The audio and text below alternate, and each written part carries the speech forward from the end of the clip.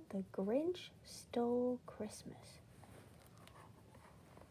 Every Who down in Whoville liked Christmas a lot. But the Grinch, who lived just north of Whoville, did not. The Grinch hated Christmas, the whole Christmas season. Now please don't ask why. No one quite knows the reason. It could be that his head wasn't screwed on just right. It could be, perhaps, that his shoes were too tight.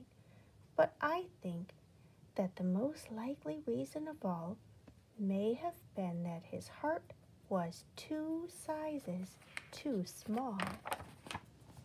But whatever the reason, his heart or his shoes, he stood there on Christmas Eve, hating the Whos, staring down from his cave with a sour, grinchy frown at the warm lighted windows below in their town.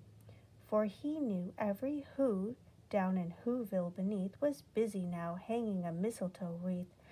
And they're hanging their stockings, he snarled with a sneer. Tomorrow is Christmas, it's practically here. Then he growled, with his Grinch fingers nervously drumming, I must find some way to stop Christmas from coming. For tomorrow he knew. Merry, merry.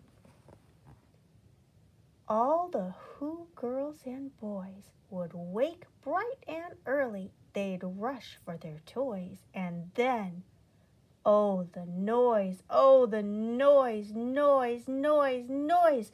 That's one thing he hated, the noise, noise, noise, noise.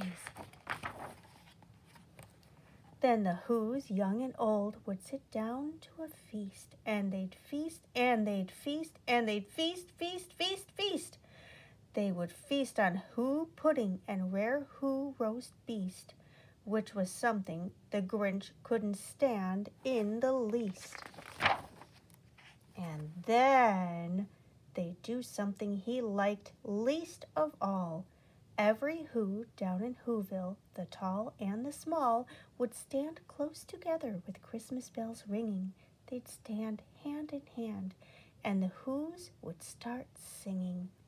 And they'd sing, and they'd sing, and they'd sing, sing, sing, sing. And the more the Grinch thought of this Who Christmas sing, the more the Grinch thought, I must stop this whole thing. Why, for 53 years, I put up with it now. I must stop this Christmas from coming. But how? Then he got an idea. An awful idea. The Grinch got a wonderful, awful idea. I know just what to do. The Grinch laughed in his throat, and he made a quick Santa Claus hat and a coat. And he chuckled and clucked, what a great Grinchy trick! With this coat and this hat, I look just like Saint Nick. All I need is a reindeer. The Grinch looked around, but since reindeer are scarce, there was none to be found. Did that stop the old Grinch? No, the Grinch simply said, if I can't find a reindeer, I'll make one instead. So he called his dog Max. Then he took some red thread and he tied a big horn on top of his head. Then he loaded some bags and some old empty sacks on a ramshackle sleigh, and he hitched up old Max. Then the Grinch said, giddy up! And the sleigh started down toward the homes where the Whos lay a snooze in their town. All their windows were dark. Quiet snow filled the air.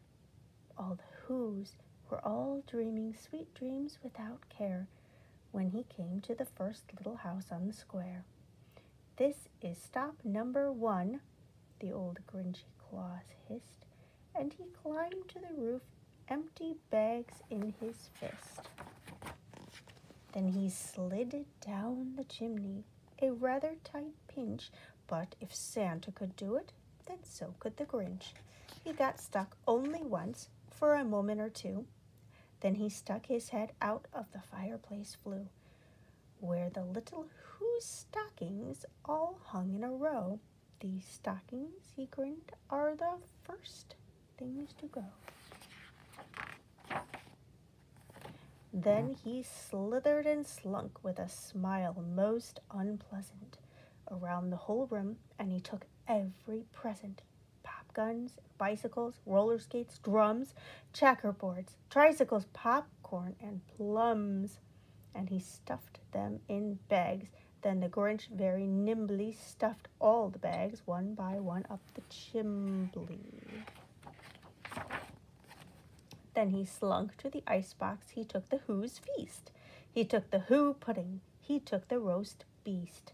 He cleaned out that icebox as quick as a flash. Why, that Grinch even took their last can of Who hash. Then he stuffed all the food up the chimney with glee. And now, grinned the Grinch, I will stuff up the tree. And the Grinch grabbed the tree and he started to shove when he heard a small sound like the coo of a dove. He turned around fast and he saw a small Who, little Cindy Lou who was not more than 2. The Grinch had been caught by this tiny Who daughter who'd gotten out of bed for a cup of cold water. She stared at the Grinch and said, Santa Claus, why?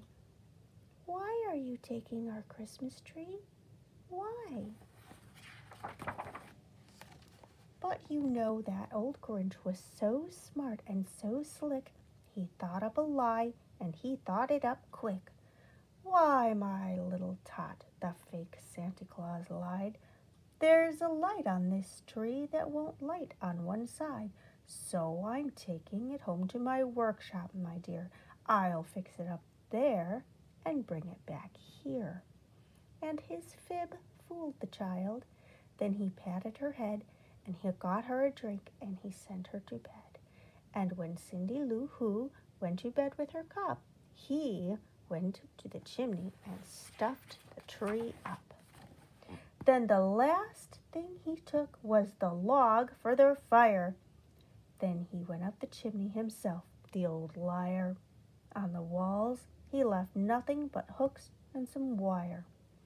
And the one speck of food that he left in the house was a crumb that was even too small for a mouse. Then he did the same thing to the other Who's houses, leaving crumbs much too small for the other Who's mouses. It was 1/4 dawn, all the Who's still abed, all the Who's still a snooze, when he packed up his sled, packed it up with their presents, the ribbons, the wrappings, the tags, and the tinsel, the trimmings, the trappings. 3,000 feet up the side of Mount Crumpet, he rode with his load to the tip-top to dump it. Pooh-pooh to the Who's, he was Grinchishly humming. They're finding out now that no Christmas is coming. They're just waking up. I know just what they'll do. Their mouths will hang open a minute or two. Then the Who's down in Whoville will all cry, boo-hoo.